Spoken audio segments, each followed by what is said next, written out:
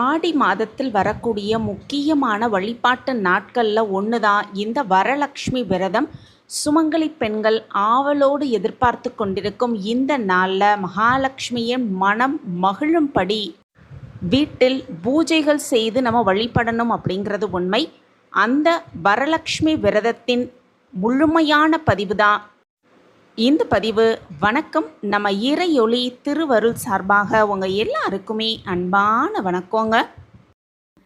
வரலக்ஷ்மி விரதம் இல்லைன்னா வரலக்ஷ்மி நோன்பு அப்படிங்கிறது மும்மூர்த்திகளில் ஒருவரான விஷ்ணுவின் மனைவியான லக்ஷ்மி தேவியை சாந்தப்படுத்தும் ஒரு பண்டிகை அப்படின்னே சொல்லப்பட்டிருக்கு. லக்ஷ்மி தேவிக்காக நாம் எடுக்கும் ஒரு திருவிழா அப்படின்னே கூட சொல்லலாம்.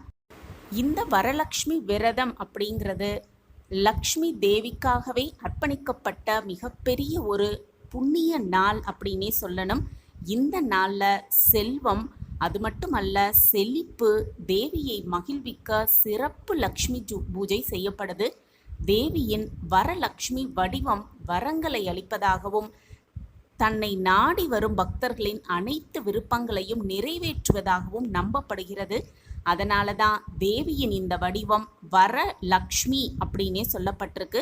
வரங்களை வழங்கும் லக்ஷ்மி தேவி அப்படிங்கிறது தான் இதனுடைய உண்மையான பொருள். அந்த வரலக்ஷ்மி விரதம் இந்த வருடத்திற்கான வரலக்ஷ்மி விரதம் அன்னைக்கு முதல் செலவாக எது இருந்தால் யோகமாக அமையும். நோன்பு நாளில் சுமங்கலிக்கு தர வேண்டிய 15 முக்கியமான தாம்பூல பொருட்கள்லாம் என்னென்ன, தாம்பூலம் தரும்போது கண்டிப்பாக நம்ம பின்பற்ற வேண்டிய 9 விதிகள் என்ன, பூஜையில் எந்த 8 பொருட்கள் இருந்தால் ஐஸ்வர்யம் உண்டாகும், சகல சௌபாக்கியம் நமக்கு கிடைக்கும், இந்த மாதிரி பல கேள்விகளுக்கான விடையை தான் இந்த பதிவில் நம்ம பார்க்க போகிறோம்.